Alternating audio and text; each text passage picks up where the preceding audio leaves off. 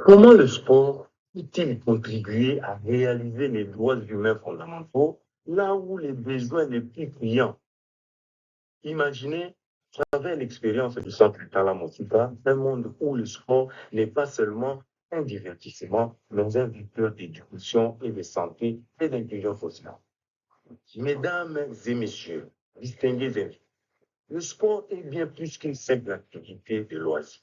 Il constitue un puissant levier de développement social et un outil efficace pour promouvoir les droits humains. En favorisant l'inclusion, l'égalité et le respect mutuel, il y contribue à la construction d'une société plus juste et harmonieuse. Cet exposé mettra en lumière le rôle du sport dans l'amélioration des droits humains à travers l'expérience du Centre Talamoussika en République démocratique du Congo.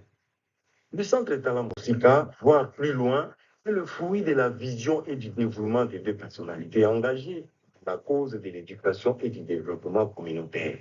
Permettez-moi de me présenter. Je suis Christophe Lévy, enseignant et journaliste et le responsable du Centre Talamoussika.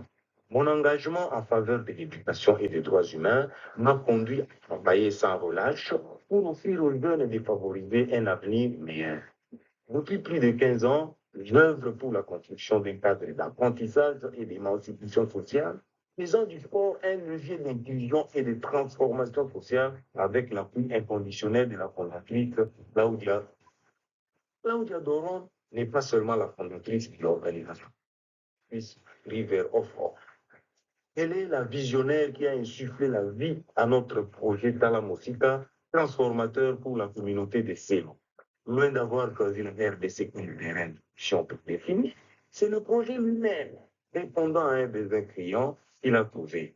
Toute faite, Claudia nous a guidés pour que nous devenions les architectes de notre propre développement en renforçant notre capacité à penser de manière indépendante. Nous sommes passés d'une absorption passive d'informations à un partage confiant de nos propres idées. Nous avons pris en main notre développement et agi là où c'était nécessaire pour que cela fonctionne pour nous. Son leadership est catalyseur des changements, prouvant qu'avec la bonne approche, il est possible de transformer des vies et de construire un avenir meilleur.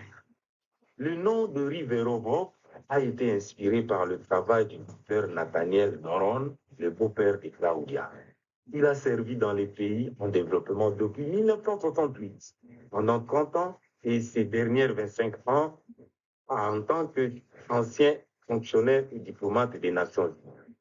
Il était notre président d'honneur qui a consacré sa vie à la lutte contre la pauvreté, la famine et le sida à travers le monde. Il a touché la vie de milliers d'enfants et d'adultes dans les régions les plus démunies d'Afrique, d'Asie et d'Amérique latine. Nathaniel Doron, décédé en juillet 2019, nous laisse en héritage son sourire, sa compassion et son désir d'un monde meilleur. Biographie, Rive Rovo, assurera que sa mémoire est venue aux Anglais. Il y a 15 ans, le village de Selo, situé à 64 km de Kinshasa, présentait un taux alarmant d'alphabétisme et un accès très limité aux services éducatifs et de santé. Face à cette situation, Claudia et moi avons décidé de lancer un projet novateur contribuant à l'éducation et au sport pour le développement communautaire. Le projet a débuté avec peu de moyens, mais une vision forte. Dans la première salle de classe, des cours d'alphabétisation ont été mis en place pour les mamans du village, puis le football a été utilisé pour attirer les jeunes et les inciter à rester à l'école. Une école primaire et secondaire reconnue officiellement alimentée par l'énergie solaire. Un centre médical offrant des soins de base et des campagnes de sensibilisation à l'hygiène et à la santé. Un internat avec réfectoire, dortoir et installation sanitaire. Un terrain de football de taille FIFA servant à la formation des jeunes joueurs dont certains évoluent aujourd'hui dans des clubs professionnels. Des tournois interscolaires et des programmes d'inclusion des filles dans les sport. Grâce à ces réalisations, plus de 500 enfants sont scolarisés chaque année et de nombreuses familles ont vu leur qualité de vie améliorée par le biais de l'éducation et du sport. Le Centre Talamotika fait du football un moyen d'attirer les enfants des rues vers l'éducation. Cette approche a permis de sensibiliser la population à l'importance de l'école, notamment pour les filles, souvent défavorisées par les traditions locales. D'ailleurs, des programmes d'alphabétisation destinés aux mères ont été mis en place pour lutter contre l'exclusion éducative et encourager la scolarisation des enfants. Dans le village de Selo, le centre Talamosita ne s'est pas limité à l'enseignement et au football. Nous avons aussi contribué à l'amélioration des infrastructures sanitaires et sociales. Un centre médical a été construit permettant aux habitants d'accéder aux soins de santé de base. De plus, les ateliers sur l'hygiène, la santé et les valeurs du RP ont été organisés pour sensibiliser les jeunes. Malgré ces avancées, le centre Talamouchita fait face à plusieurs défis, notamment le non-paiement de ses enseignants par l'État selon l'ordonnance de sa création et de son fonctionnement, et le manque d'eau potable à la base de plusieurs maladies hydriques. Nous avons urgemment besoin de nouveaux fonds. Pour pérenniser nos actions et assurer un développement durable, plusieurs initiatives sont engagées. Diversification des disciplines sportives, transformation en une école SNAP, sport, musique, art et culture.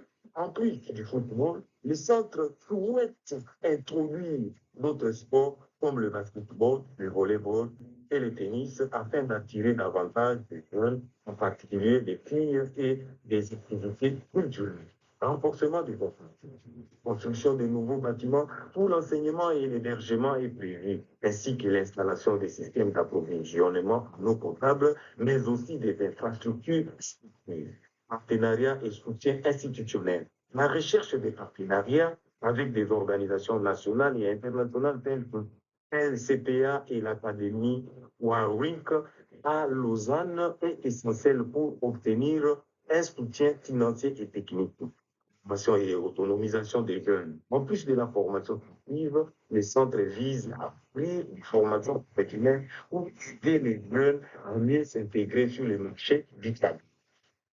Promotion de l'égalité des genres. Un effort particulier sera fait pour encourager la participation des filles et lutter contre les préjugés qui limitent leur accès au sport et à la participation.